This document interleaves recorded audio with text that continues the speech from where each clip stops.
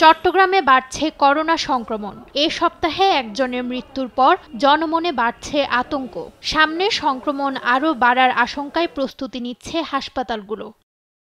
এরই মধ্যে কিছু হাসপাতালকে কোভিড ডেডিকেটেড হিসেবে ঘোষণা করা হয়েছে। খোলা হচ্ছে কল সেন্টার, যেখানে পাওয়া যাবে করোনা সংক্রান্ত সার্বক্ষণিক টেলিফোন সেবা।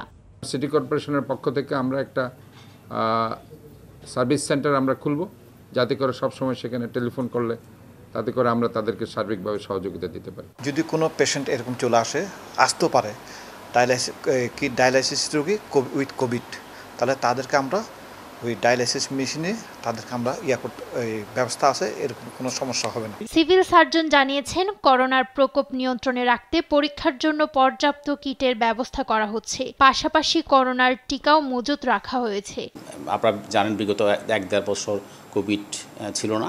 এই সময়ে আমাদের দ্রুতগতিতে কিট ব্যবস্থা করা হয়েছে, আর আমাদের কাছে পর্যাপ্ত প্রায় 80,000 মতো ভ্যাকসিন আছে আমাদের। চট্টগ্রামে করোনা পরিস্থিতি এখনও নিয়ন্ত্রণে থাকলেও যে কোনো সময় তা জটিল হতে পারে। চূড়ান্ত নিরাপত্তা নিশ্চিত করতে জনসচেতনতায় জোর দিচ্ছেন বিশেষজ্ঞরা।